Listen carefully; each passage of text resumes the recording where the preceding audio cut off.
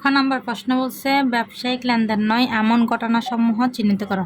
তো এখান থেকে তোমাদের পরে পরে জানতে হবে কোনটি ব্যবসায়িক লেনদেন নয়। যেমন এখানে হচ্ছে 10 নাম্বার আর 15 নাম্বার এন্ট্রিটা দেওয়া আছে। 10 নাম্বার আর 15 নাম্বার এন্ট্রিতে বলেছে ব্যাংক থেকে ব্যক্তিগত প্রয়োজনে ঋণ গ্রহণ 10,000 টাকা। এটা ব্যক্তিগত প্রয়োজন হয়েছে, তাহলে এটা লেনদেন ধরা যাবে না। 15 নাম্বার হচ্ছে 15 তারিখে বলছে 3,000 টাকা আসবাবপত্র ক্রয়ের ফরমাশ প্রদান করা হলো। ক্রয়ের ফরমাশ প্রদান করছে, যেটা ব্যবসায়িকের মধ্যে কোনো প্রভাব ফেলেনি, কারণ এটা আসবাবপত্র ঠিক আছে, কিন্তু এটা হচ্ছে ক্রয়ের ফরমাশ দেওয়া হয়েছে। তার জন্য এই দুটোটা হিসাব করে আমাদের আসবে 10,000 আর 3,000 যোগ করলে 13,000। তো যেটা ক্রয়ের ফরমাশ দিছে সেটা আমাদের ব্যবসায়িক লেনদেন নয়, আর যেটা ব্যক্তিগত প্রয়োজনে ঋণ না হয়েছে সেটা আমাদের ব্যবসায়িক লেনদেন নয়। তো লেনদেনের অধ্যায়ের মধ্যে শুধু লেনদেন হলেই আমরা এন্ট্রিগুলো নিব। আশা করি প্রশ্নটা তোমরা বুঝতে পারছ। খ নাম্বার প্রশ্ন বলছে ঘটনা হতে লেনদেন চিহ্নিত করে সমীকরণ পদ্ধতিতে তার কারণ ব্যাখ্যা করো। তো ঘটনা যেগুলো হয়েছে এখানে 10 নাম্বার আর 15 নাম্বার বাদ দিয়ে আমাদের থেকে যেগুলা লেনদেনগুলো হয়েছে সেগুলো আমাদের থেকে চিহ্নিত করতে হবে।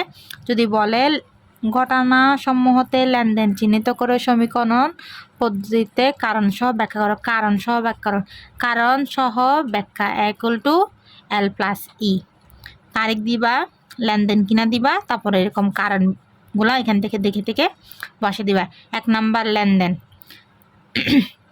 কারণ নগদত্ব মূলধন স্বরূপ কারবারে আনয়ন করা নগদত্ব এ বৃদ্ধি এবং মালিকানা সত্ত্ব ই বৃদ্ধি পেয়েছে। 3 লেনদেন। 3 নম্বর বলছে লেনদেন নগদত্ব ব্যাংকে জমা দেওয়ার কারণে নগদত্ব এ বৃদ্ধি, ব্যাংক ব্যালেন্স এ বৃদ্ধি। কারণ এখানে নগদত্ব বৃদ্ধি পেয়েছে, আর ব্যাংক হিসাব নামকের মধ্যে ব্যাংকে তুমি নগদ টাকা রাখছো, তাই জন্য তোমার ব্যাংকে টাকা বৃদ্ধি পেয়েছে, তাই জন্য এটা লেনদেন। 5 নম্বরে বলছে যে ধারে ক্রয় করার ফলে মালিকানা সত্ত্ব ই হ্রাস ও পাওনাদার এল বৃদ্ধি ঘটেছে। 7 নম্বরে লেনদেন। কারণ নগদে পণ্য বিক্রি করছে, তুমি নগদে পণ্যটা বিক্রি করছো, ফলে প্রতিষ্ঠানের নগদত্ব বৃদ্ধি ও মালিকানা সত্ত্ব বৃদ্ধি পেয়েছে। মালিকের অর্থ নগদত্ব বৃদ্ধি পেয়েছে, আবার এদিকে নগদ টাকাও বৃদ্ধি পেয়েছে। 10 নম্বর লেনদেন নয়।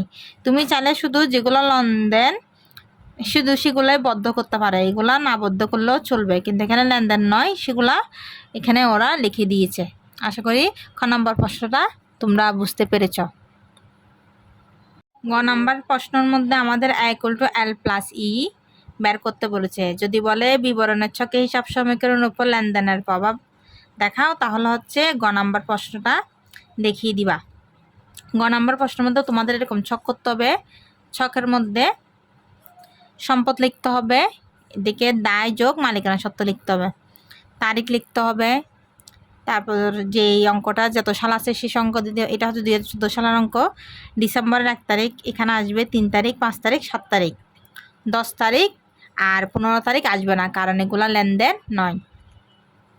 তো সম্পদ যদি বৃদ্ধি পায়, যখন আমাদের মালিকানা সত্ত্ব 1 নম্বরে 20 লক্ষ টাকা নিয়ে ব্যবসা শুরু করা হলো, এটা নগদের বসবে আর মূলধনের ঘরে বসবে। এখানে আর কোনো কিছু বাদ যায়নি। 3 নাম্বার হচ্ছে 5,000 টাকা আসছে। 5,000 টাকা কোত্থেকে আসছে? 3 নাম্বার বলছে জনতা ব্যাংক থেকে জনতা ব্যাংকে 5,000 টাকা নিয়ে একটি ব্যবসায়ী হিসাব খোলা হলো। তো কি করছ? নগদ টাকা নিয়ে ব্যবসা আর জন্য একটা কি ব্যাংকে হিসাব খুলছ, তাই জন্য নগদ টাকা থেকে 5,000 টাকা মাইনাস হয়ে 15,000 হয়ে যাবে। কিন্তু সম্পদের ঘরে 20,000 থাকবে, মালিকানা সত্ত্বর মধ্যে কোনো কিছু পরিবর্তন হবে না। তো সম্পদের ঘরে 5,000 টাকা দিয়ে একটা ব্যাংক হিসাব খুলছো, এটা 5,000 টাকা এখানে বসাই দিতে হবে। 5 তারিখে বলছে যে ধারে পণ্য ক্রয় 5,000 টাকা, ধারে করছো, এটা নগদে কোনো এফোর্ট পড়বে না, এটা হচ্ছে ধার মানে পাওনাদারে ঘরে বসবে।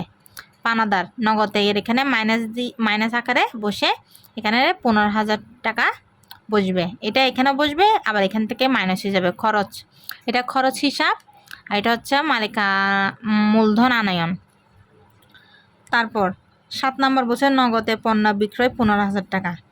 নগদে পণ্য বিক্রয় 15,000, এই 15,000 টাকার সাথে তুমি নগদে যে তুমি যে নগদ টাকা লাভ করছো এটা হচ্ছে তোমার এখানের মধ্যে যোগ করে দিতে হবে। তো আমাদের যোগ করার পর এখানে আসবে 30,000 টাকা। এখানে 30, এখানেও 30, এখানে 5,000, এখানের 5,000। তো দুনো দিকে ইকুয়াল টু সমান সমান হতে হবে। মনে রাখতে হবে সবসময় হিসাব ডান পাশে আর বাম পাশে হিসাব সমান থাকতে হবে, তখন তোমার অঙ্কটা শুদ্ধ হবে। আশা করি প্রশ্নটা বুঝতে পেরেছ।